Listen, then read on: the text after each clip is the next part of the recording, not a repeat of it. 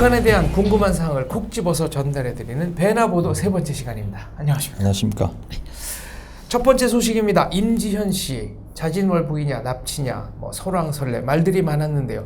최근에 동영상 하나 더 찍었다면서요? 네, 8월 18일 날에 동영상을 이제 그 우리민족끼리가 올렸는데요. 제목은 따뜻한 품으로 돌아온 전혜성 임지연이라는 제목으로 올렸어요. 근데 참 여기 보면은 북한 당국이 이 인터뷰를 진행한 것이 아니라 그 재미동포 인터넷 방송을 운영하고 있는 친북 성향의 이제 노길남 씨가 인터뷰를 했어요. 네. 그리고 인터뷰를 한 장소도 평양이 아니라 평성에서 이제 인터뷰를 했고요. 어디냐면은 이제 전혜성 씨가 지금 살고 있는 곳이고요. 노길남 씨가 북한으로 간 거네요. 그렇죠. 네. 이분은 이제 재미동포고요. 근데 더 특이한 점은 저희 지금 탈북하셔가지고 한국에서 다시 북한으로 보내달라고 계속 시위를 하고 있는 김연희 씨 딸 이연금 씨도 등장을 해요, 이 인터뷰에. 네. 그리고 인터뷰 내용을 제가 많은 한 40분 정도가 되는데 그거를 제가 간략하게 이야기를 하면은 남한에서 그 임지연 씨에 대한 의혹들을 조목조목 반박하는 인터뷰예요. 이걸 보니까 첫 번째는 저희 남한에서 이제 납치 사활에 대해서 저희가 이야기를 대한민국에서 했었죠. 이게 납치일 수도 있다 이런 얘기가 나왔었죠. 맞습니다. 근데 임지연 씨의 입으로 거짓말이다. 자기가 직접 압록강을 건너서 갔다 이렇게 이야기를 했고요. 그리고 두 번째는 음란물에 대한 또 저희가 이야기를 했었잖아요. 그렇죠. 중국에 있을 때 본인이 직접 음란물에 그렇죠. 출연한 적이 있다. 근데 이 음란물에 대해서도 또 이야기한 것이 아는 언니가 그 성민 관련 방송을 진행을 했대요. 거기 한번 놀러 갔다가 얼굴을 한번 나왔었고 또 아는 언니가 한번 춤춰봐라. 그래서 짧은 치마를 입고 한번 춘 적이 있다고 이렇게 이야기를 했고요. 자기는 이것을 직업으로 하지 않았다라고 또 반박을 하고 있고요. 그리고 또 그 노길남 씨가 이런 말을 해요. 남한에 다시 돌아갈 것이냐 물어봤을 때 다시 안 가겠다라고 이야기를 하고, 그리고 또 어떤 이야기를 했냐면요. 북한에 자기가 왔을 때 북한 당국이 자기를 어떻게 대해줬냐면은 엄청 따뜻하게 그리고 용서를 해주고 사랑으로 대해줬다 이런 말을 하더라고요. 예를 들어서 자기가 그 압록강을 넘을 때 물살에 급류에 휘말려 가지고 바위 위에 자기 다리를 이렇게 다리가 부딪혀서 다리가 상했었대요. 그래서 뭐 피 흘리면서 쩔룩쩔룩하니까 북한 당국이 따뜻하게 맞이하면서 그리고 치료도 다 해주고 그리고 몸무게도 심지어 10kg를 더 찌게 해서 집에 보냈다라고 이렇게 이야기를 해요. 그리고 제가 여기서 놀라웠던 것은 또 이 인터뷰 중에 그 12명 식당 종업원의 이야기를 해요. 하면서 그 인터뷰 내용이 어떤 이야기를 했냐면 닝부에서 그렇죠. 있었던 그런 식당 종업원 이야기를 하면서 어떤 이야기를 하냐면은 남한 정부가 이들을 납치해서 심지어 남한 사회에서 이들을 강제 결혼을 시키고 있다라고 이렇게 허위 이제 인터뷰 사실과 완전히 동떨어진 얘기입니다. 완전히 떨어지고 제가 알기로는 이분들의 다수가 한국에서 지금 대학교를 다니고 있어요. 대학교 이번에 입학을 하고요. 그리고 또 모란봉 클럽의 이야기를 해요. 모란봉 클럽의 이야기를 하면서 어떤 이야기를 하냐면은 이 모란봉 클럽의 모든 내용은 허위 날조다. 그리고 모든 것이 대본으로 작성이 됐고 이 대본은 작가들이 거짓말로 꾸며낸 내용이다. 이렇게 이야기를 하하고요. 이것도 사실과 다르죠. 작가들이 탈북민들을 인터뷰해서 그렇죠. 네. 구성을 해주는 거죠. 그렇죠. 네. 그리고 뭐 이만가 프로도 마찬가지입니다. 이만가 프로도 참 저는 좋은 프로라고 생각을 하는 이유가 이만가 프로가 이제 생겨서부터 그 한국 사회의 탈북민에 대한 그런 시각들이 많이 바뀌었거든요. 관심이 많이 그렇죠. 또 생겼어요. 네, 그렇기 때문에 그런 프로가 저는 많아져야 된다고 보는 입장이고요. 네. 그리고 또 마지막에 김연희 씨 딸 이연금 씨가 어떤 주장을 하냐면요. 탈북자들에게 약간 선동을 하고 있습니다. 여기 보면은 탈북자들에게, 그러니까 남한에 살고 있는 탈북민들에게 남한 사회를 배격을 하고 자기 어머니와 함께 북한으로 돌아오기 위한 투쟁에 앞장서라. 이렇게 하면서 이제 그 인터뷰 내용이 이제 마무리가 되거든요. 참 제가 인터뷰를 보면서 딱 들었던 생각이 북한이 앞으로도 이런 인터뷰를 많이 만들 것 같아요. 만들어가지고 남한 사회가 이야기하는 것들, 남한 언론이 주장하는 것들을 조목조목 앞으로 반박을 할 것 같고요. 그리고 결국은 또 어떤 이야기를 하냐면 이 이야기를 통해서 전달하고자 하는 그 내용의 핵심적인 내용이 또 이건 것 같아요. 남한 정부가 중국에 대량으로 브로커를 내보내서 불법적으로 중국에 살고 있는 탈북자들을 남한으로 데려간다. 이런 이야기를 해요. 이걸 보면서 국제사회 앞으로 북한이 이런 여론몰이를 할 것 같아요. 탈북자들이 자기 스스로 남한에 간 것이 아니라 그 북한에서 그러니까 북한 탈북민들이 중국에 와서 이제 일을 할 때 남한 당국이 뭐 국정원이나 그런 사람들이 브로커를 이용을 해가지고 납치를 한다. 그러면은 사실은 이렇게 북한이 앞으로 국제사회에서 주장을 하면은 남한에서 이제 이야기하는 탈북민들이 한국 사회에 와서 정착하는 그런 이야기들, 그리고 남한에 와서 탈북민들이 잘 살고 있는 성공 사례들을 그런 걸 자꾸 깎아내리기 위한 전략으로 저는 보입니다. 예. 그 북한의 주장이 대부분 사실이 아닌 것이 뭐 거의 다 사실이 아닙니다. 대한민국 정부는 국정원이 신문을 해서 그럼요. 대한민국의 귀순 의사가 없는 그럼요. 경우에는 예. 다 돌려보냅니다. 그렇죠. 예. 실제로 최근에도 돌려보낸 경우도 있어요. 그렇죠. 뭐 저희가 이제 그 38선 쪽 아니면 그 동해바다 네. 쪽으로 그 북한 목선이 와서 어부 2명이 한국에 와서 남한 정부는 이제 그 의사를 물었죠. 네, 어떻게 그, 대한민국에서 정착할 살겠냐 것이냐, 아니면은 다시 북한으로 돌아가겠느냐 가겠느냐. 했을 때 네. 이 사람들이 북한으로 돌아가겠습니다. 그러면은 그 DMZ를 통해서 그리고 판문점을 통해서 네. 이분들을 북송을 해 보내거든요. 그런 정부가 이제 대한민국 정부입니다. 예. 네. 다만 일단 대한민국 국민이 된 이후에는 네. 이제 북한을 허가받지 않고 가는 게 불법입니다만 이 김연희 씨 같은 경우에는 이분 중병에 걸려서 공짜로 수술 받은 분 아니에요? 맞습니다. 그러니까 참, 심장 관계였나요? 그러니까 저는 어떤 네, 이거 꽤 고가의 수술이었어요. 제가 지금 정확하게는 기억이 안 나는데. 그러니까 저는 이런 걸 보면서 이런 생각을 합니다. 예를 들어서 뭐 다양한 문제가 있겠지만 저 개인적으로는 김연희 씨가 이렇게 북한에 가고 싶다 하면은 저는 보내줬으면 좋겠습니다. 그래서 이 사람이 정말 북한에 가서 북한에서도 어떻게 선전 이용을 할지 그거는 그때의 문제거든요. 저는 이 사람을 그냥 북한을 가고 싶다 그러면 보내주는 게 맞다고 저는 보거든요. 아니 대한민국 국민으로 의료보험 이용해가지고 그렇죠. 예. 그다음에 의료보험뿐 아니라 주변의 도움도 많이 받았을 그렇죠. 겁니다. 이 네, 정도 고가의 수술이면. 근데 치료만 딱 받고 이제 가겠다. 네, 이게 그러니까 너무 이기적이잖아요. 뭐 이기적인 거죠. 근데 또 여기서 우리가 이제 그 남한 주민들이 오해하는 것이 그러니까 이런 한두 명의 탈북자들 때문에 모든 탈북자들이 이렇다라고 또 그 일반화를 시키는 그런 문제가 있습니다. 그래서 시청자분들께서 오해를 하지 말아셔야 되는 것은 김연희 씨나 몇 명이 이제 북한에 다시 돌아가겠다 하시는 그런 분들은 3만 1,000명 이상의 탈북자의 한두 명 극히 일부기 때문에 이런 사건을 보고 너무 탈북자들에 대해서 안 좋은 인상을 가지는 것은 좀 잘못된 그런 편견이 아닌가 저는 그렇게 봅니다. 김연희 씨 개인도 지금 계속 1인 시위를 하고 있죠. 네, 계속 하고 있는 것으로 알고 네. 있습니다. 네. 역설적으로 1인 시위를 할 수 있는 자유가 대한민국에 있습니다. 맞습니다. 북한에서 아마 이렇게 했으면 총살했겠죠.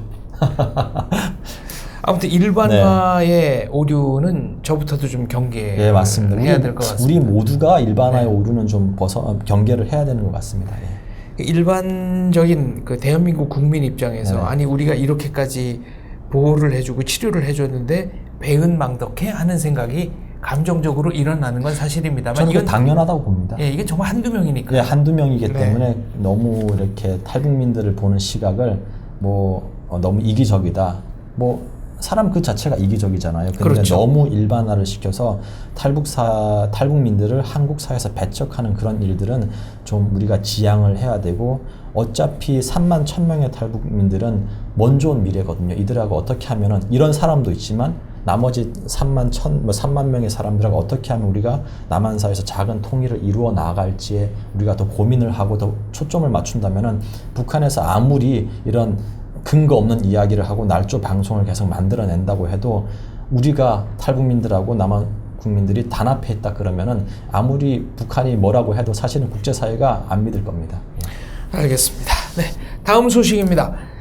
미국과 북한 사이에 험한 말들이 오고 갔습니다만 과연 군사 행동으로 갈 것이냐 외교적 해결로 갈 것이냐 그러니까 의견이 저는 분분하죠. 그러니까 북한하고 미국이 이제 말 전쟁을 했잖아요. 근데 지금 제가 조심스럽지만 이게 예측을 해 보기로는 아마 외교적인 해결로 선회를 한 것으로 보입니다. 제가 봤을 때는 첫 번째는 김정은이 이제 어떤 이야기를 했냐면요. 미국의 태도를 지켜볼 것이다라고 이야기를 했었고 그에 대한 답으로 트럼프 대통령이 김정은은 현명하고 논리적인 결정을 내렸다라고 언급을 했고요. 그리고 또 국제사회를 보면은 EU, 유엔도 한반도의 군사적 옵션은 반대를 하고 있습니다. 그리고 외교적인 대화를 통해서 한반도의 문제를 해결하기를 희망하고 있고요. 그리고 또 저희가 강복절 이제 72주년 대통령 경축사를 보면은 한반도의 전쟁은 안 된다라고 천명을 하셨고요. 그리고 또 중국의 입장을 보면은 중국 같은 경우도 북한의 핵 미사일 도발 중단과 그리고 미 합동 훈련 중단을 동시에 제의를 했어요. 이런 것을 봤을 때 모든 그런 지금 환경들이 충돌, 그러니까 북한과 미국의 충돌에서 지금 대화로 해결을 하자라는 그쪽으로 아마 지금 튼 것 같고요. 그래서 제가 지금 그리고 또 미국에 이런 제안을 했어요. 좀 한 발자국 기존의 그 주장에 좀 한 발짝 뒤로 물러난 제안인데 이런 세 가지 조건을 제시를 했는데 첫 번째 핵실험을 중단하고 미사일 발사를 중단하고 영내 불안정 행위에 대한 언행 세 가지를 중단을 하면은 북한과 대화를 하겠다라고 이야기를 했었고요. 미 국무부가 그렇게 얘기했습니다. 그렇죠. 이야기를 했었고요. 그리고 또 한국 정부의 입장도 북한이 추가 도발을 멈추면은 대화를 할 수가 있다라고 이야기를 했어요. 근데 이거는 사실은 북한의 불리한 조건이 아니거든요. 불리한 조건이 아니기 때문에 아마 북한도 지금 북한 내부에서 복잡할 거예요. 미국이 한 이야기와 그리고 자기들이 갖고 있는 카드를 어떻게 이거 퍼즐을 맞춰야 할지 아마 퍼즐을 맞추고 자기들의 논리가 탄탄하게 정립이 된다 그러면 저는 대화로 결국은 나올 거라고 저는 보고요. 아마 이것은 좀 시간이 걸릴 거라고 봐요. 왜냐하면은 앞으로 저희가 다음 주부터죠. 다음 주 8월 이제 20 며칠부터인가요? 20 며칠부터죠. 그 한미 합동 군사훈련 있죠. 네. 있는데 아마 이게 변수로 작용을 할 것 같아요. 근데 저는 이것 또한 큰 변수로 작용을 안 한다고 보는 것이 김정은이가 미국의 태도를 지켜볼 것이다라고 이야기를 한 것에 지금 미국이 좀 대답을 한 것 같아요. 그게 뭐냐면은 작년에 비해서 여기 군사합동훈련에 한미 군사합동훈련에 참여하는 수가 30%로 줄었거든요. 7,500명이 줄었다는 것은 우리가 대화할 의지가 있다라는 것을 우회적으로 북한에 이야기를 한 거라고 저는 보고요. 그리고 결국은 이러한 환경 속에서 아마 대화로 가지 않을까. 그래서 저는 이렇게 조심스럽게 예측을 합니다. 그게 뭐냐면은 아마 한미 군사합동훈련이 끝나고 나서 빠르면 9월 중순 아마 좀 늦으면은 10월 중순 이쯤에 해서 뭐 북미 간 아니면 또 북미 한국 간의 그런 대화의 그런 시그널들이 아마 오갈 것 같아요. 그래서 제가 그래서 제가 지금 사실 이렇게 예측을 하면서도 좀 우려가 있는 것이 우리가 94년도에 그 북미 회담 때 한국이 빠졌었거든요. 그러니까 북한이 원하는 통미 복남을 했었거든요. 그렇기 때문에 지금 이러한 시그널들이 그러니까 북미 간에 왔다 갔다 할 때 한국이 정말 운전석을 굳건히 잡고 그 안에서 외교적인 역량을 발휘해가지고 미국에 좀 이러한 압력을 넣었으면 좋겠어요. 그게 무엇이냐면은 북한하고 이야기하기 전에 먼저 트럼프 대통령이 북한에게 이런 이야기를 하는 겁니다. 한국하고 먼저 이야기해라. 그리고 우리를 테이블로 초대해라. 이렇게 한국이 외교적인 영향력을 발휘를 해가지고 이런 한반도의 분위기를 한국의 유리한 분위기로 만드는 것이 저는 중요하다고 봅니다. 예. 저는 견해가 살짝 다른데 미국은 어떤 경우든지 군사적 해결 이 방안을 포기하지 않을 거라고 생각합니다. 물론 외교적인 해결 할 수 있다면 비용이 훨씬 덜 들죠. 그렇죠. 그렇지만 미국이라는 나라는 어떤 경우든지 군사적 해결책을 생각하는 이런 성향이 있었고요. 틸러슨 장관이 외교적 대화를 재개하도록 북한을 압박하겠다라고 한 것은 사실입니다. 그러나 그 다음 발언이 하지만 잘못된 선택을 한다면 북한은 강력한 군사적 결과에 직면할 것이다. 그러니까 어떤 경우든지 전쟁은 안 된다라는 것은 미국적 의사는 없는 것이고 또 주변국들이 대화를 종용하고 유엔도 이제 미국 대화가 필요하지 않느냐는 식으로 얘기를 하고 있습니다만 이 경우에 전쟁을 하게 된다면 의사결정권은 100% 미국이 행사할 거다라는 것이 제 생각입니다. 그러니까 대한민국이 어떤 조언을 할 수는 있겠지만 그것이 과연 미국이 결심을 했을 때 미국의 행동에 영향을 미칠 수 있을 것인가. 물론 문재인 대통령은 기자회견을 통해서 한반도 그리고 한반도 바깥에서 군사행동을 할 경우에 미국은 한국의 동의를 얻고 얻겠다라는 그 약속을 트럼프 대통령과 했다라고 그렇죠. 얘기를 했습니다만 글쎄요, 그 약속이 100% 신뢰할 수 있는 것인가? 만약 저는 미국이 북한을 향해서 군사 행동을 한다면 사후 통보를 할 가능성이 크다. 사전 협의보다는. 그거보다는 사실은 제가 더 염려하는 게 있습니다. 국제 정치에는 영원한 적도 영원한 동지도 없다고 하지 않습니까? 대한민국 정부와 국민은 대한민국이 미국을 어떻게 대하더라도 미국은 계속 한국에게 호의적인 태도를 보일 것이다. 이것은 변함이 없을 것이다 라고 생각하고 있는데 여기에 문제가 생기면 어떡할 거냐는 거죠. 그러니까 저는 이렇게 생각합니다. 그러니까 미국이 한반도에서 군사적인 그런 옵션을 한다 그러면은 분명히 한국의 도움이 필요하거든요. 그건 네. 무엇이냐면은 지금 한국에 살고 있는 미국 국민들이 한 20만 명이 돼요. 그런데 만약 한국이 도움을 안 해준, 그러니까 뭐 미국을 도와 안 준다 그렇게 했을 때 우선 전쟁이 일어나면은 자국민 보호부터 해야 되거든요. 그러면 20만 명이 있는 사람들을 미국으로 이제 본국으로 데려가든지 아니면 안전한 지대 뭐 일본 아니면은 뭐 괌 아니면 하와이로 데려가야 되거든요. 근데 이때 한국 정부가 협조를 미국이 안 해준다. 그리고 협조를 안 해준 이유는 전쟁이 안 된다. 라는 걸 했을 때 만약 협조가 안 된 상태에서 전쟁을 일으켜서 그러니까 한국에 살고 있는 미국 많은 국민들이 이제 북한의 공격에 의해서 돌아가셨다. 그러면은 트럼프 대통령 같은 경우는 아마 미국 국내적으로 정치적인 그런 큰 어려움에 봉착을 할 거예요. 그러다 보면은 국내적인 그런 정치적인 그런 문제들 때문에도 아마 그 군사적 옵션은 가장 마지막에 외교적인 옵션을 통해서 이제 문제를 최선을 다해서 해결을 하려고 하고 가장 마지막에 수단으로 하는데 저는 그 마지막으로 지금 치닫던 그 북미 간의 그 긴장이 지금 다시 회귀를 해서 지금 외교로 문제를 해결을 하자라는 그쪽으로 지금 멈춰 있다. 그러니까 그쪽으로 가고 있다. 저는 그렇게 보고 있습니다. 저는 기본적으로 전쟁이 나더라도 네네. 북한의 공격에 의해서 핵을 빼면 북한의 재래식 무기에 의한 공격으로 인명살상이 되는 경우에 그 숫자가 그렇게 많지 않을 거라고 생각을 합니다. 다만 국내적으로 이른바 좀 반미 성향의 한국인들과 한국에 머무는 미국인들 사이에 어떤 충돌이 있을 가능성은 있는데 제가 본질적으로 염려하는 것은 그거보다 이른바 근본적인 차원에서의 코리아 패싱이거든요. 예를 들어 몇 년 전에 북한 장성 하나가 미국에 가서 중국을 견제하는 일은 대한민국과 한국, 남조선보다는 우리가 훨씬 더 잘할 수 있다. 이거 상당히 의미심장한 얘기입니다. 그렇죠. 예. 그리고 베나TV에서도 언젠가 제가 한번 다룬 적이 있는 것 같은데 이춘근의 국제정치에서 문화일보에도 보도가 됐습니다. 랜드연구소에서 나온 지도인데 한반도 신삼국론이라고 해서 한국이 계속 반미 성향으로 나갈 경우에는 남쪽을 포기하고 북쪽에 새로운 정권을 세우고 레짐 체인지를 해서 새로운 정권을 세우고 주한미군이 거기로 올라간다.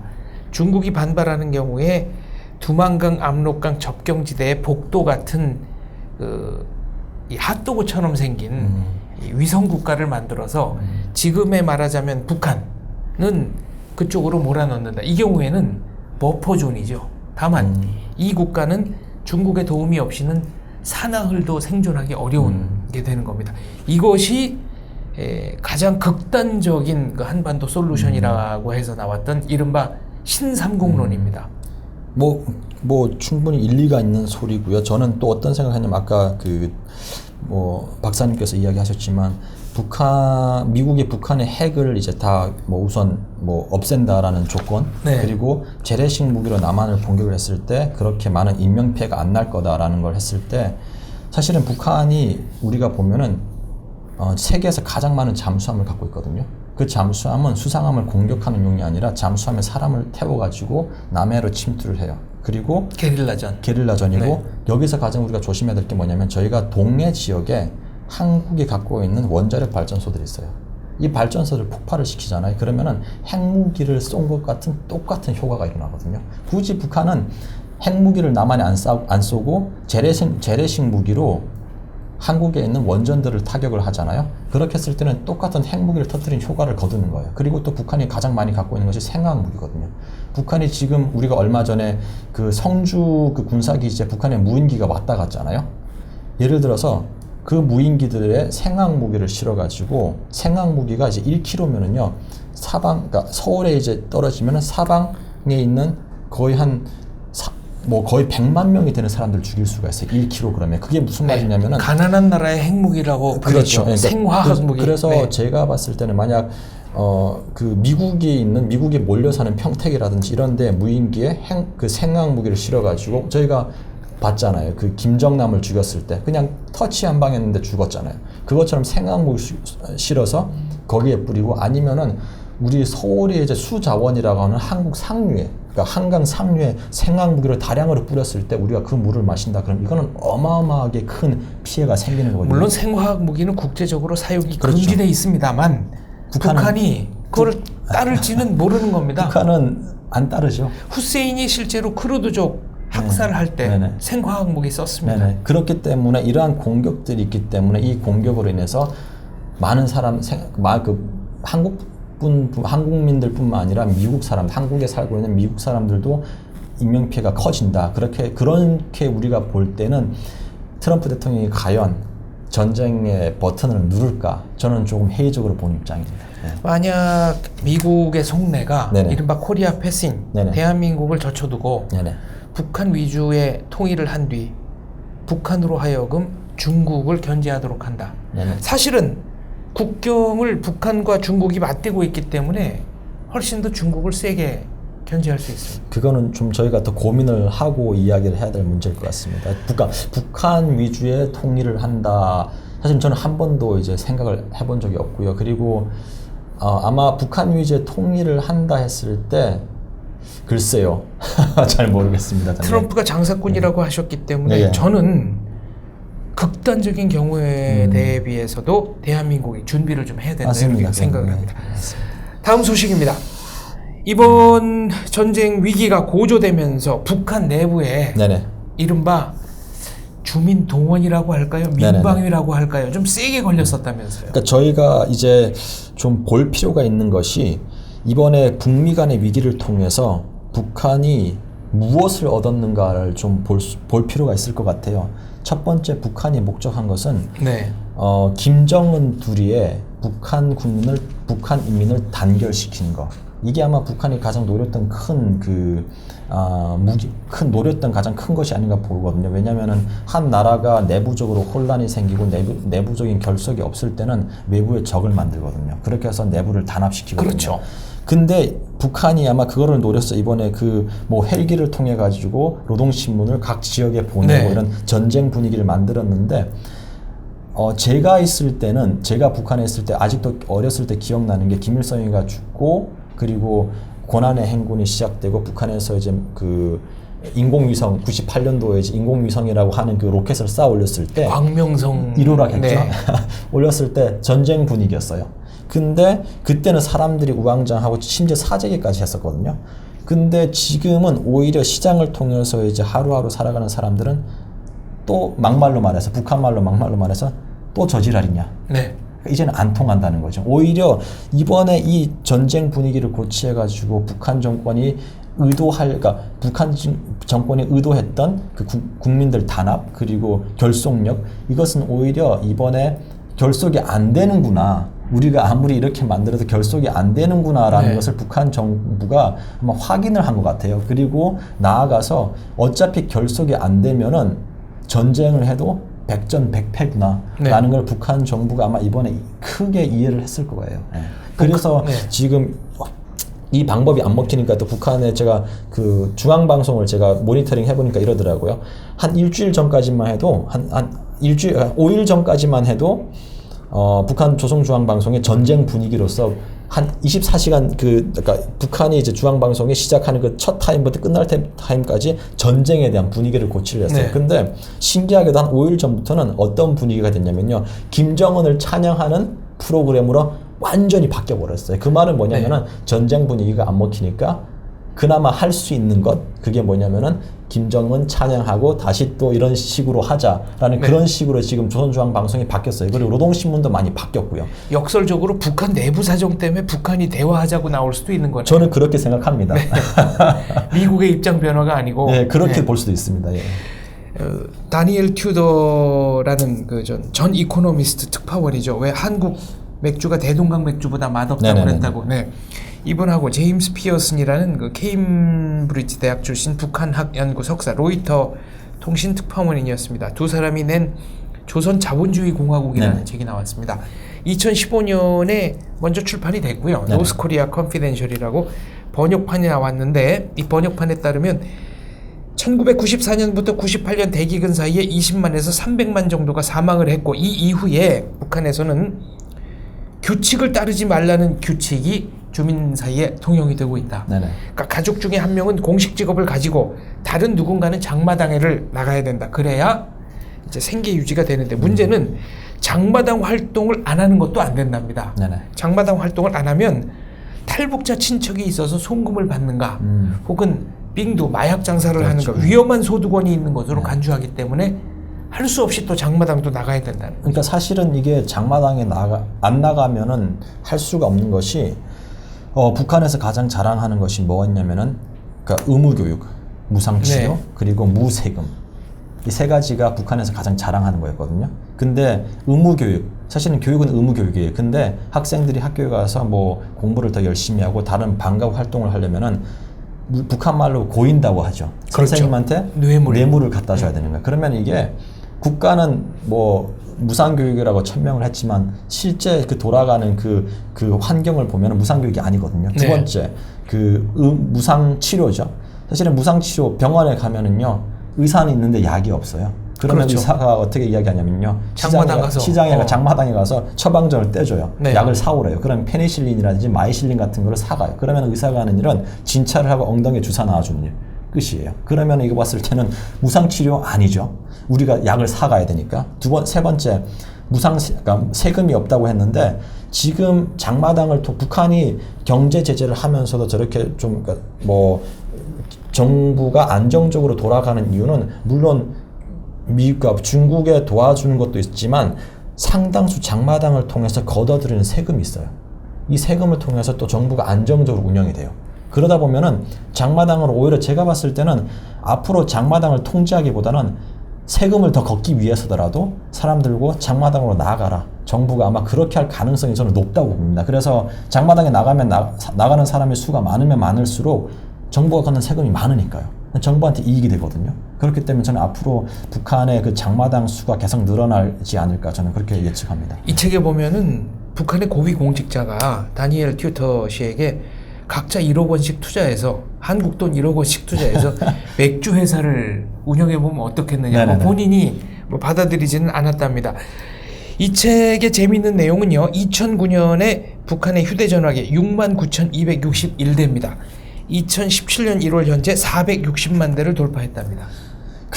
이게 참 중요한 게 뭐냐면요. 옛날에 휴대전화가 없을 때는 북한에서 말하는 이제 대거리 장사라는 게 있어요. 그게 네. 뭐냐 보부상이죠. A 지역에서 B 지역으로 이제 옮겨 다니면서 장사하는 사람들인데 A 지역에 싼 물건을 가지고 B 지역에서 좀 비싸게 팔고 네. B 지역에 싼 물건을 가지고 A 지역에서 그 비싸게 파는데 휴대전화가 생긴 이후부터는 보부상의 수가 현격히 줄어들었어요. 정보, 가격 정보가 그러니까 북한에서도 실시간으로 네. 북한에서도 정보화의 시대가 지금 네. 열린 거예요. 그래서 가격을 실시간으로 이제 크로스 체킹을 하는 거예요. 그러다 보니까 오히려 이제 그 보부상을 하던 대거리를 하던 사람들의 수가 많이 줄어들고 네. 이윤이 안 난다고 또 하는 사람들도 있어요. 그래서 북한에서는 지금 이렇게 전화기가 많은데 이 전화기가 제가 알기로는 다 도청이 되는 걸 알고 있거든요. 100%. 네, 그렇기 때문에 또 이게 이 도청이 되는 거를 피하면서 자기들이 하고 싶은 이야기를 하고 싶은 이야기를 하기 위해서 북한 주민들 사이에 줄임말, 줄임말, 암호가 또 그렇게 네. 많이 생겨나서 신조어가 휴대폰 증가로 신조어가 북한 사이에 많이 생기고 있다고 합니다. 신조어 어떤 게 있나요? 지금 제가 정확하게 지금 아는 건 없는데 네. 제가 통화를 해보면 신조어를 저한테 이야기하는데 저도 도저히 이해가 안 되는 그런 언어더라고요. 그래서 아냐 물어보면 아니 모르겠는데 저도 모르는 단어들이 되게 네. 많이 생기더라고요. 이거 한번 조사해서 방송하면 재밌겠네요. 아, 그러니까 뭐 저희가 조사를 해서 한번 저희 베나TV가 예. 한번 방송을 하면 재밌을 것 같습니다. 저는 이 460만 대를 도청하면은 네네. 도청 비용도 이게 어마어마하게 듭니다. 이 비용 때문이라도 북한이 좀 무너질 것 같고요. 그 다음에 이 책에 의하면 USB가 북한에서는 그 인터넷이 접속 안 되니까 실질적으로 인터넷 역할을 하고 있고, 북한 가정에 컴퓨터가 유입되는 것이 바로 국가 통제의 붕괴를 의미한다. 그리고 토대가 나쁜 사람 중에 간부들과의 연결 없이, 엘리트 집안과의 연결 없이 부자가 되는 사람이 나왔다. 이것은 상당히 의미 있는 변화로 보입니다. 북한에서 이런 말이 있습니다. 그러니까 북한에서 주로 줄기라는 말이 있는데, 백두산 줄기, 네. 그리고 그 만경대 학원 줄기, 뭐 이런 줄기가 있는데, 백두산 줄기는 김일성하고 일제시대 때 이제 빨치산 게릴라 운동을 한 사람들이고요. 혁명 1세죠. 네. 그리고 만경대 줄기는 김정은 세대들의 혁명 2세인 거예요. 그리고 세 번째 나온 줄기가 있어요. 김정은 줄기가 아니고요. 한라산 줄기가 생겼어요. 그게 후지산 줄기 아닙니까? 옛날에는 후지산 줄기가 있었죠. 네. 그게 제포들을 해가지고 기욱자들, 그러니까 네. 조선 그 총련들이 많이 갔을 때 후지산 줄기가 있었는데, 지금은 한라산 줄기가 생겼어요. 그게 뭐냐면은 남한, 그러니까 친척 중에 한 명이 남한에 와가지고 네. 송금을 해 보내는 거예요. 그러면 그 송금된 그 돈을 가지고 시장에 나가서 장사를 하는 거예요. 안정적으로. 그러다 보니까 제발 한라산 줄기가 있는 집으로 네. 장가를 가거나 네. 시집을 가는 것이 이제 우리 한국말로 말하면 변호사가 된다든지, 아니면 그 뭐 사회 계층 신분을 뛰어넘는 거죠. 그런 지금 분위기라고 합니다. 그러니까 북한에서는 설악산, 지리산, 무등산, 계룡산이 아니라 한라산을 한라산이죠. 대한민국의 대표산으로 그렇죠. 보는 거네요. 네. 네. 알겠습니다. 제가 말씀드린 후지산 줄기라는 것은 고영희의 아들인 김정은, 그렇죠. 네, 네. 후지산 줄기다. 네, 이런 네. 뜻이었습니다. 네. 다음 소식입니다. 8월 16일 자유아시아방송 RFA의 보도인데요. 북한이 평양 인구를 260만에서 200만으로 줄이기로 했다는 보도가 나왔습니다. 2010년에 300만 인구를 그러니까 260만으로 한번 줄였죠. 네, 맞습니다. 네. 그러니까 북한에서 이제 평양의 인구를 줄인다는 건 두 가지 요인이 있습니다. 첫 번째는 그 평양에 있는 사람들에게 그러니까 북한에서는 모든 지역에, 그러니까 뭐 평양 이외 지역에서는 배급 제도가 아예 붕괴가 됐거든요. 배급이 네. 없습니다. 근데 평양에 있는 사람들에게는 뭐 배급을 주는데, 그 배급이 한 달에 30일치를 주는 게 아니라 한 15일치를 네. 주거든요. 근데 여기서 인구를 줄였다는 것은 그 배급을 국가가 조달을 하기 힘들다라는, 그렇게 저희가 또 해석을 할 수가 있는 거고요. 그리고 또 260만에서 이제 200만으로 줄이면 260만이 평양 밖으로 나가야 되거든요. 그렇죠. 나갔을 때 이들이 할 수 있는 게 시장이에요. 네. 시장 활동을 해서 이제 먹고 살아야 되거든요. 그러면 이들이 60만의 사람들이 시장으로 흘러 들어간다 그러면, 첫 번째는 시장의 수가 이제 시장이 팽창이 될 거고요. 그리고 이들이 시장 활동을 함으로써 국가의 세금 수가 올라가는 거예요. 네. 네, 그런 것을 봤을 때 저희가 북한에서, 첫 번째는 북한 정부가 많이 어렵구나, 두 번째는 이제 뭐 시장을 통해서 세금을 많이 거두려고 하는구나라고 네. 또 저희가 유추를 해볼 수가 있습니다. 네. 중앙당위원회에서 평양시당위원회로 이미 하달이 됐고, 네네. 현재 인구를 줄이겠다는 방침은 평양에 있는 중앙기관, 기업소, 인민반에 모두 통지가 된 상태라고 하네요. 그러니까 거주 이전의 자유 이런 게 없는 거고. 그렇죠. 뭐 네. 국가가 이제 계획적으로 이 사람들을 아마 어느 군시에 이제 아마 몇 명씩 배치를 할 거예요. 그리고 또 제가 여기서 또 한 가지 더 추측을 해볼 수 있는 것은, 네. 그 평양에서 그 상하수도 시설이 많이 낙후가 됐어요. 그러다 보면 상하수도라는 게 우리가 일상생활에 이제 가장 중요한 거잖아요. 네. 그러다 보니까 아마 상하수도가 낙후되다 보니까 이것이 상수도, 물을 이제 공급을 받는 그런 아파트 수, 그리고 하수도의 그런 처리가 잘 되는 아파트 수가 아마 앞으로 계속 줄어들 거예요. 예를 들어서 뭐 여명거리 같은 경우는 이제 지은 지가 얼마 안 됐기 때문에 뭐 상수도 시설이 좋다고 하지만, 그 이외의 아파트들 같은 경우, 북한의 좀 그러니까 평양에 조금 외곽에 떨어진 아파트들 같은 경우는 이 상하수도 시설 문제가 가장 정말 열악하거든요. 그렇게 했을 때 만약 평양 내에 이러한 문제들로 전염병이 발생한다 했을 때 이거는 국가적인 재앙이거든요. 그렇게 했을 때 아마 이러한 관리 차원에서라도 북한에서 평양의 인구를 줄이기 위해서 외부로 내보내지 않았나, 또 그렇게 저는 봅니다. 상하수도 시설을 개선하는 대신에 인구를 줄이는, 그렇죠. 예. 그게 더 빠르다고 북한은 판단을 했기 더 때문에. 효율적이라고 그렇죠. 본 거죠. 그 와중에서 쫓겨나지 않으려고 이른바 충성 경쟁도 좀 벌어지지 않겠습니까? 충성 경쟁도 벌어지고요. 그리고 네. 또 평양에 남기 위해서 그 관련 지역 관련 보위부라든지 경찰 그리고 또 뭐 인민반 이런 데서 사람들이 또 뇌물을 고이고 네. 그리고 평양에 남으려고 하는 사람들도 분명히 아마 있을 것입니다. 이게 수입원이 되는 거네요. 그렇죠. 북한 사정에 대해서 정통하지 않은 분들께 다시 한번 제가 부원 설명을 하자면 평양 시민들은 시민증을 가지고 있고 그러니까 북한에는 네. 두 가지의 이제 사회가 있는데 첫 번째는 평양과 평양 이외의 지역인데요. 평양 이외 지역의 분들은 공민증을 갖고 네. 있고요. 그리고 평양 안에 사는 사람들은 평양 시민권을 갖고 있어요. 그거는 내가 시민권을 갖고 싶어서 갖는 게 아니라 국가가 나를 선택을 해서 나에게 시민권을 줘야 제가 평양에 살 수가 있습니다. 네. 그러니까 두 가지 부류가 있는데 예를 들어서 이런 게 있습니다. 평양에 살 수 있는 거는 국가에 큰 그 공을 세웠다. 네. 그러면은 평양에 살 수가 있고요. 그리고 두 번 지금은 북한에 하도 이제 돈이 많은 사람들이 이제 많아서 예를 들어서 여명거리라든지 이런 데 지을 때 소위 저희가 돈주라고 하죠. 이런 네. 사람들이 여명거리를 지을 때 뭐 시멘트라든지 철골 구조를 충성 자금 형식으로 국가에 바칩니다. 네. 그러면은 이 사람들에게 잘했다라고 해서 평양에 집을 주고 평양 시민권을 주거든요. 제가 알고 있는 분은 청진에 살고 있는 돈주이신데 이분은 뇌물을 구해서요. 당원도 됐고요. 평양 시민권도 네. 갖고 있습니다. 네. 완전히 다른 두 개의 나라가 그렇죠. 존재하는 네. 곳이고요. 그래서 저희가 평양을 보기 위해서는 저희가 몇 해 전에 저희가 설국열차라고 영화가 나왔죠. 네. 딱 북한의 구조입니다. 앞칸과 뒷칸. 네. 그래서 저는 이제 희망하건대 뒷칸의 사람들이 앞칸으로 가기 위해서 이제 들고 일어난다. 네. 그러면은 그때가 이제 북한이 붕괴가 되는 김씨 왕조가 무너지는 날이다. 김씨 왕조가 이제 무너지는 네. 날이죠. 네. 제가 김씨 왕조라고 하니까 어떤 시청자께서는 김가 왕조로 써야 한다고 말씀하시기도 했는데. 자, 다음 소식입니다. 이것도 하나 짚어보죠. 8월 15일 미 국무부 발표에 의하면 2016년 국제 종교자유 연례 보고서입니다. 북한이 종교자유 특별 우려국으로 지정이 됐는데 16년 연속입니다. 종교 활동에 따른 고문, 사형, 그리고 특정 종교를 믿는다고 해서 정치범으로 수감되는 현상이 지금도 계속 그러니까 이어지고 있다는 겁니다. 북한은 공식적으로 헌법을 보면은요, 그게 있어요. 신앙의 자유를 인정을 하고 있습니다. 북한 헌법에 보면 신앙의 자유가 있다 이야기를 하거든요. 근데요, 신앙의 자유하고 종교의 자유는 좀 달라요. 그게 뭐냐면 이게 뭔가요? 그러면? 그게 네. 저희가 헷갈리죠. 네. 첫 번째 북한의 이제 주장대로 하면은 신앙의 자유는 제가 하나님을 믿든 네. 무엇을 믿든 상관은 없어요. 종교의 자유는 뭐냐면요. 신앙의 자유 플러스 포교의 자유까지 들어가 있는 거예요. 포교라는 건 뭐냐면 내가 믿는 신앙을 다른 사람에게 전파할 수가 있는 거거든요. 네. 근데 포교는 안 됩니다. 그게 왜냐면은 북한에 있는 유일 사상인 주체 사상과 이제 위배가 되기 때문에. 그래서 사실은 북한에서는 북한의 봉수교회도 있고요.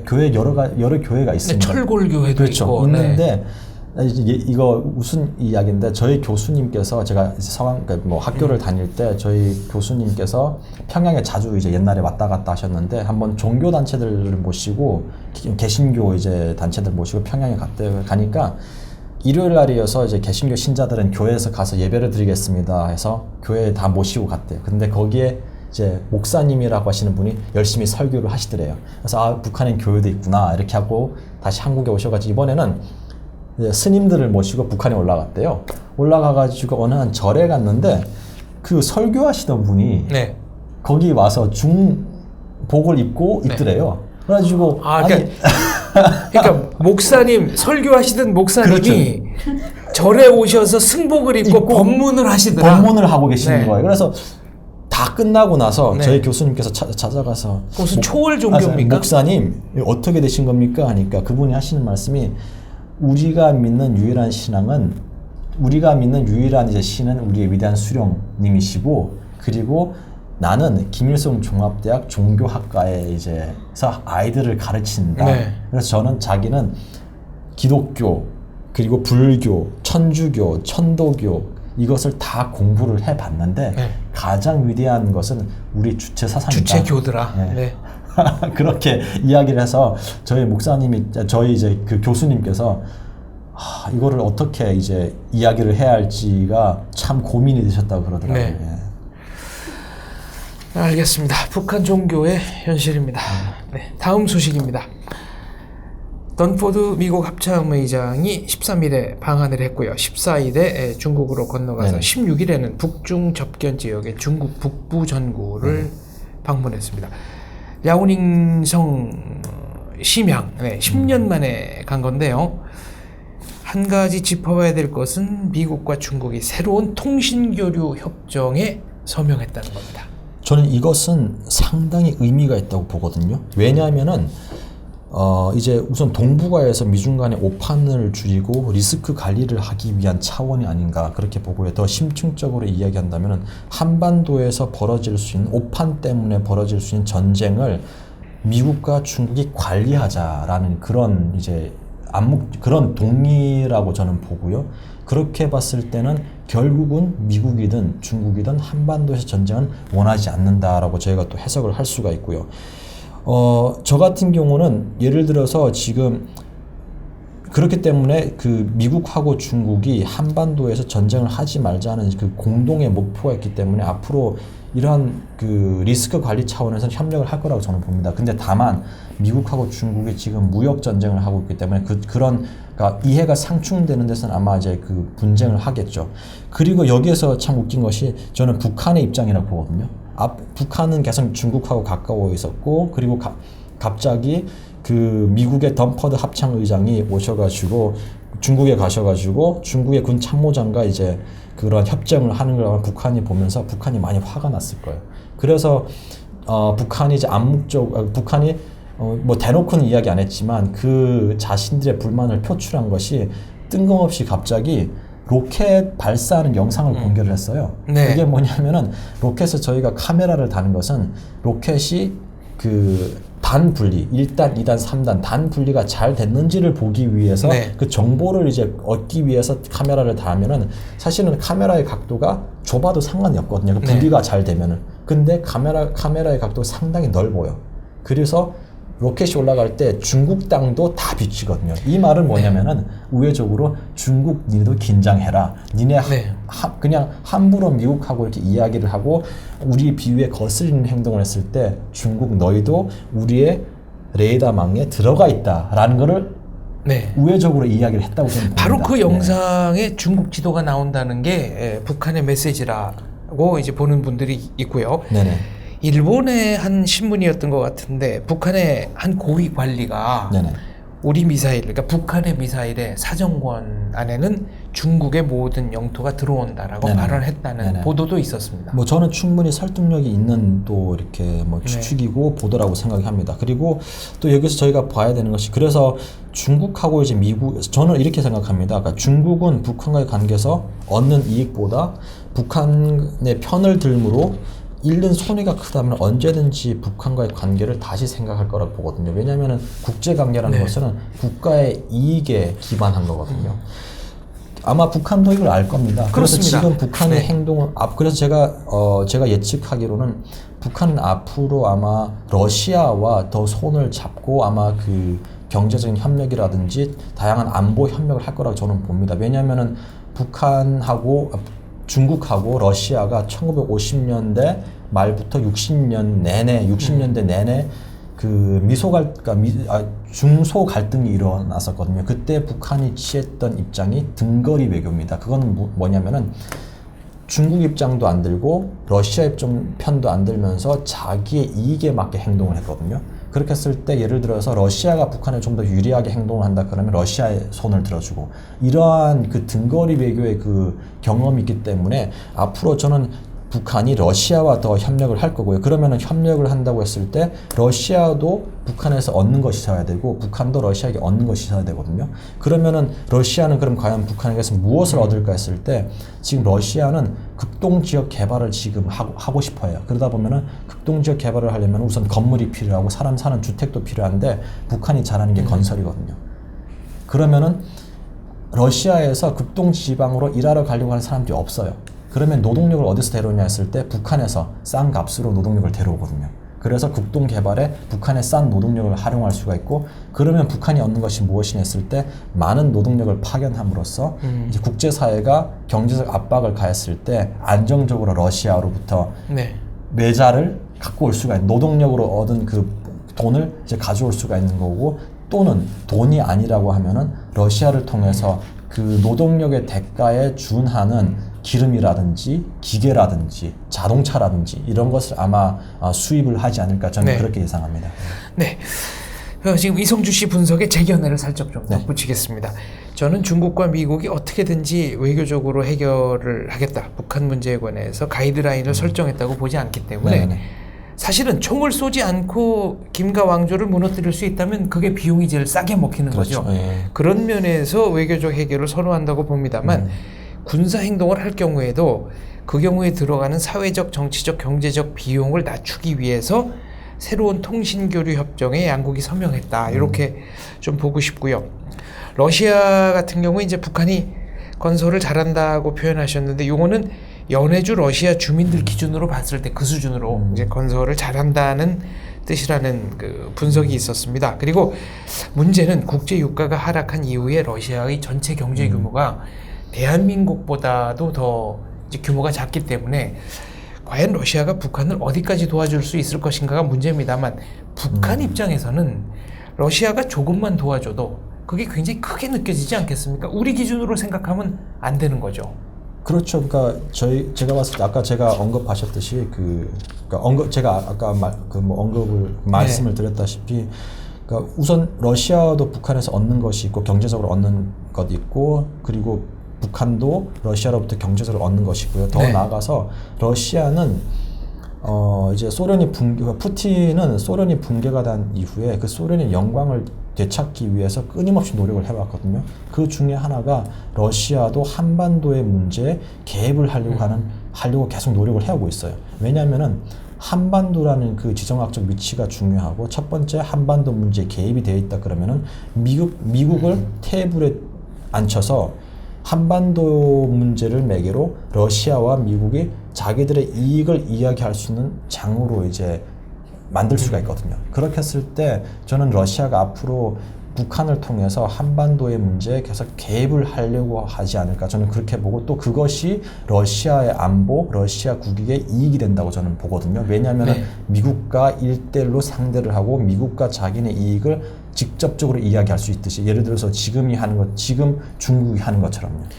그런데 네, 100번 동의합니다만 문제는 러시아의 실력이 네네. 냉전 시대 미국과 1대1로 맞설 때를 기준한다면 형편없이 줄어들었다는 점 아닐까요? 국력의 차이가 생기면 협상력에도 차이가 생기니까 지금 러시아로서는 미국에게 그렇게 주요한 국가가 아닌 거 아닙니까? 저는 뭐 조금 다르게 생각하는데, 국력의 차이는 우선 경제력이겠죠. 당연히 경제력으로 비교했을 때는 러시아하고 미국의 차이는 어마어마하게 차이가 많이 네. 나기 때문에 경제력 차이로서는 당연히 러시아는 별 볼 없는 국가인데, 우리가 군사적으로 봤을 때는 저는 뭐 러시아하고 미국이 대등하다고는 이야기 안 합니다. 근데 러시아도 핵무기를 가지고 있고 미국도 핵무기를 가지고 있기 때문에 핵무기를 가지고 있는 나라들끼리는 대화가 가능하다고 저는 보는 입장이기 때문에 앞으로 저는 러시아도 네. 한반도에서 중요한 변수가 되지 않을까, 저는 그렇게 예측합니다. 네, 저는 기본적으로 러시아의 군사력도 미국에 비해서는 많이 처진다고 봅니다만 핵무기 보유국인 건 사실이니까요. 여기서 우리가 짚어봐야 할 것은 북한이 처음에는 중국에게 떼를 쓰다가 그리고 미국에게 강력하게 떼를 쓰면서 요청을 했고, 또 러시아 쪽에 말하자면 국제적인 간보기를 하고 있다. 이렇게 좀 표현을 해도 되겠습니까? 저는 이렇게 생각합니다. 북한 김정은 정권이 들어서서 유례 없이 김일성, 김정일 때와 달리 미사일 실험을 수십 번을 했거든요. 네. 그리고 핵 실험도 많이 했고요. 그리고 또 올해 들어서서 이제 가장 뭐 충격적인 것이 7월 4일 날에 화성 14호인가요? 12호인가요? 그거를 발사를 했고요. ICBM에 준하는 것이었고, 그리고 미국이 냉담하게 나오니까 대화 이런 뭐 기미도 안 보이고 하니까 28일 날 또 쐈어요. 그리고 국제 제재 유엔 결의안이 이제 나왔고요. 사실 저는 북한의 이런 일련의 행동들이 미국하고 대화를 하자라는 그런 대화를 하기 위한 하나의 그 전략이 아닌가, 저는 그렇게 보거든요. 왜냐하면은 우리가 미국 너네 본토에 닿을 수 있는 그런 능력이 있어. 그래도 대화 안 해?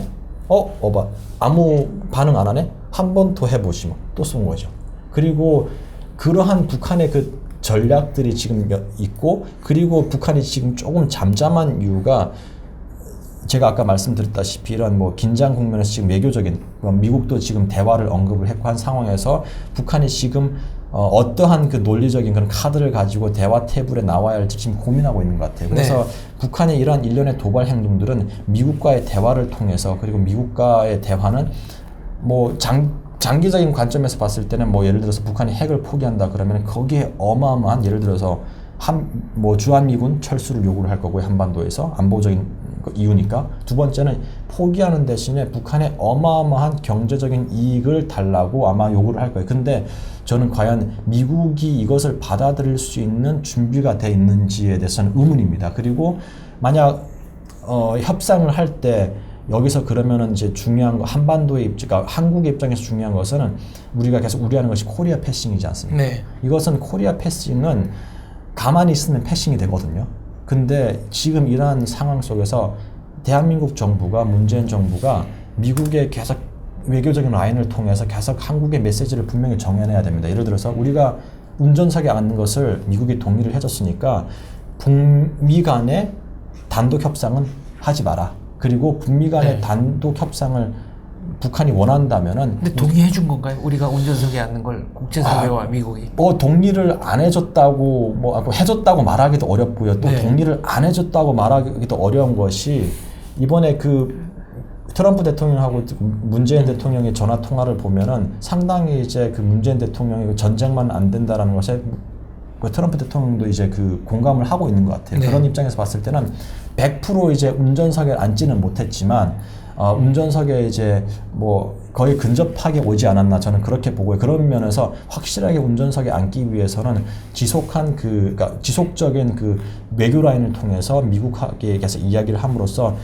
북미 간의 단독 대화는 안 된다. 그리고 대화를 하고 싶으면 먼저 한국도 같이 참석을 해서 3자 대화를 하자. 그리고 더 나아가서 4자 대화, 또 더 나아가서 6자 대화까지 우리가 하자. 그래서 결국은 한반도의 이제 비핵화를 이제 이루어 나가자라는 그런 식으로 지금 외교력을 우리 그 대한민국 정부가 발휘할 때가 아닌가, 저는 그렇게 봅니다.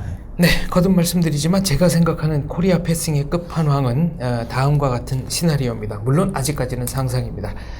여러 가지 이유로 대한민국에 대한 미국의 관심과 애정이 식고, 북한이 이 와중에 자기들이 진정한 의미에서의 친미 정권으로 갈 수 있다, 친미 국가가 될 수 있다라고 제안을 하고, 나아가 중국에 대한 견제는 대한민국이 아니라 자기들이 훨씬 더 잘할 수 있다고 제안하는 것을 미국이 받아들이는 경우입니다. 상상만 해도 끔찍하고 모골이 송연한 시나리오입니다. 다음 소식입니다. 유엔의 대북 경제 결의, 여러 가지 사인들이 나오고 있는데요. 길림성을 거친 북한 수산물의 국내 반입이 금지가 됩니다. 현재 기타 어류, 건조, 염장, 훈제 어류의 69%, 그리고 그 게, 크랍 조제품의 67%가 길림성에서 대한민국으로 수입이 되고 있는데요. 2015년 기준으로 하면 북한 수출액이 약 28억 달러죠. 이 가운데 3.7%가 바로 수산물입니다.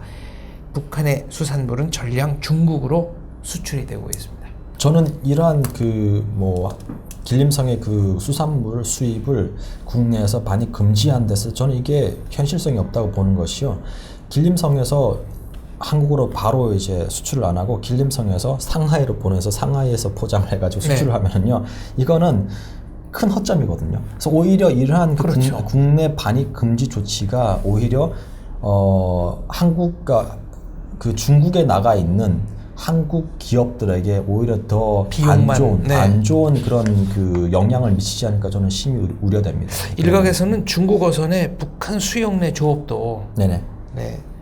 이게 유엔 결의 위반이 아니냐. 뭐 그렇게 주장을 하는데, 북한은 사실은 중국 그 어선이 북한 영내에서 어업 활동을 하는 것은 사실은 이거는 북한의 그 국방부가 외화벌이라고 해가지고 군대들에게 바다의 그 조업권을 내줬어요.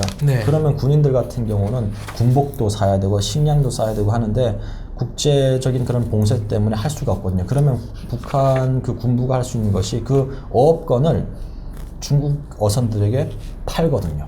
그러면은 그 북한 영내에 들어와서 그 한 부대가 관리하는 그 바다 내에서 네. 중국 어선이 고기를 잡고 거기에 대한 돈을 북한 군부에 주는 거예요. 그러면 그 돈을 가지고 또 북한 군부는 뭐 군복도 만들고 자체 조달을 하는 네. 거죠. 그렇기 때문에 사실은 우리가 그거를 통제를 한다고 해도 제가 봤을 때는 그 통제가 불가능할 실효성이 별로 없을 저는 것이다. 없다고 봅니다. 예. 네, 8월 18일자 중국 관영 글로벌 타임즈 환구시보의 보도에 의하면 유엔의 대북 제재 강화로 중국 내 북한 음식점의 경영난이 심화가 됐다고 합니다. 네.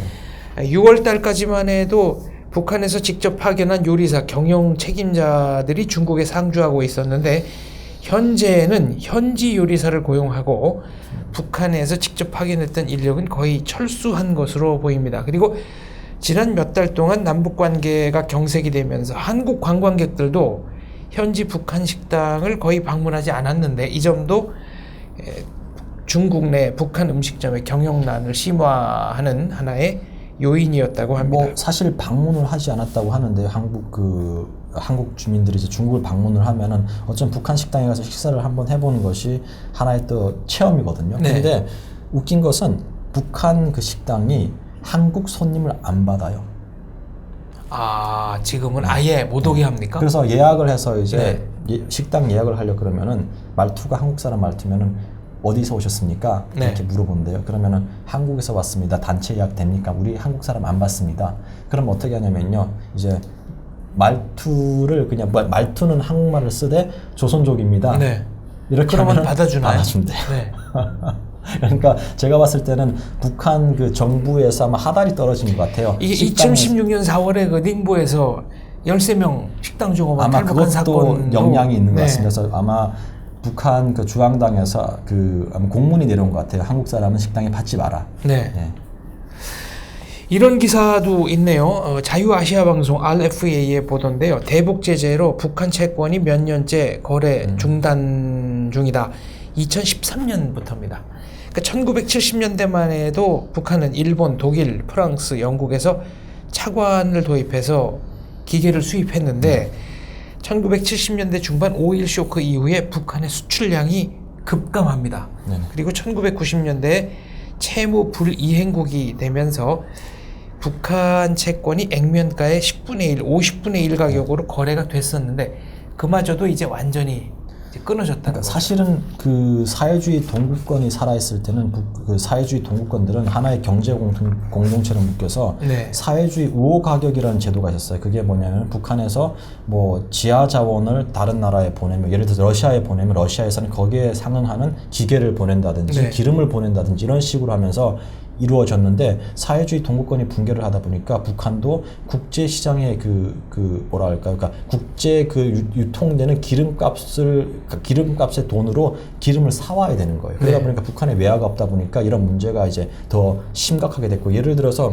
스웨덴의 볼보라는 그 이제 스웨덴의 그 자동차죠. 네.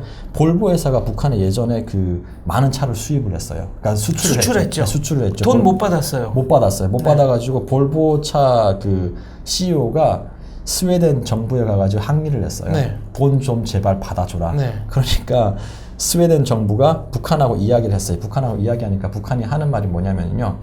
우리가 뭐 더덕이라든지 인삼이라든지 네. 그리고 현물로 뭐 네. 그 송이버섯을 현물로 주겠다 이렇게 이야기했대요. 근데 그게 시장성이 없잖아요. 그러다 보니까 스웨덴 정부가 이렇게 이야기했대요. 북한에 우리가 대신 그 너네 그 볼보 회사에 들어가는 우리 그 돈을 정부가 이제 회사에 돈을 주고 네. 그 대신 우리가 니네 그 나라에 대사관을 열게 해줘. 그래가지고 유럽에서 최초로 북한의 대사관을 오픈한 곳이 스웨덴입니다. 그렇게 해서 채무를 이제 탕감받기 위해서 한 나라의 대사관이 북한에 이제 네. 세워지게 된 거죠. 스웨덴으로서는 어떤 실이 있었는지 모르겠네요. 한동안 국제사회에서 논란이 됐던 그 볼보 문제였습니다. 8월 18일 미국 농무부가 발표한 자료에 의하면 2027년에 북한 주민의 41%가 식량 부족을 겪을 것이다. 1,080만 명인데요. 일일 기본 열량 2,100칼로리를 섭취할 수 없을 것이다. 이런 얘기였습니다. 이 보고서는 2017년 현재 1,360만 명, 그러니까 약 54%의 북한 사람들이 기본 열량을 충족하지 못하고 있다라고 보고했습니다. 뭐 충분히 뭐 수치가 뭐 정확하다고 저는 보고요. 근데 다만 제가 여기서 좀 조금 우리가 변수를 한 가지 더 봐야 되는 것이 만약 네.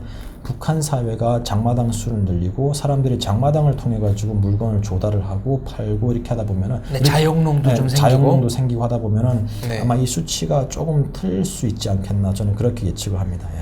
네, 10년 뒤 식량 부족 10% 이상인 국가로는 예멘, 아프가니스탄, 북한을 들었네요. 네, 뭐 충분히 뭐 통계에 의하면 가능성이 있다고 네, 생각합니다. 이 얘기는 농업 기술의 개혁, 혁신, 네네. 지금 말한 그 영농, 사전, 뭐라고 해야 되나요? 기업농, 뭐, 그쵸, 예. 네.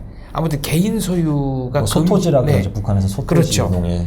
획기적인 제도 변화가 없을 때 이 정도가 될 것이다라는 얘기였습니다. 그러니까 사실은 북한에서 지금 식량 사정이 가장 안 좋은 것은 이제 농사를 지으려면 그게 뭐 농사가 수확량이 좋으려면 비료가 있어야 되고 땅도 뭐 좋아야 되고 또 생산성을 높이려면 기계화가 돼야 되고 이렇게 네. 하는데 북한은 일일이 그 뻘에 들어가서 사람이 벼를 심거든요. 그리고 비료도 뭐 그렇게 좋지 못하고 또 뭐 그 살충제 같은 것도 많이 없고 하기 때문에 수확량이 현저히 떨어지거든요. 그렇기 때문에 아마 아까 그 어디서 예측을 했었죠? 네, 미국 농무부. 네, 농무부에서 예측을 했던 것처럼 이제 뭐 10년 후, 아까 몇 년 후, 10년 10년 후, 네, 10년 네. 후에는 뭐 10%뭐 국가 식량이 부족한 나라들 그 10% 안에 들어간다고 했는데 충분히 저는 뭐 설득력이 있는 그런 통계라고 봅니다. 네. 알겠습니다. 지금까지 북한 내부에서 그리고 대한민국에서 국제사회에서 세 가지의 렌즈로 북한을 바라보는 진짜 북한 보도, 베나 보도였습니다. 저희는 다음 주 이 시간에 다시 찾아뵙겠습니다. 감사합니다. 감사합니다. 감사합니다. 3회째가 가면 갈수록 훨씬 편해지네요. 네. 오늘은 헐떡거리지 않았어요. 네. 훨씬 편해지네요. 갈수록 편해져. 아 진짜 그랬어요. 진짜 그래가지고, 아 진짜 그랬어요. 그래가지고 송이가 맛있긴 하지만. 개성 인삼을 자기들 주겠다 했는데 나중에 알고 보니까 인삼이 아니라 더덕, 도라지 막 이런 거 그냥 사람들이 인삼을 잘 모르니까. 그게 인삼을 잘 모르니까. 그게 볼보차 2,000대인가 5,000대인가 그래요. 불고도 참. 볼보 그래가지고 엄청 손해봤다 그러고. 그러네.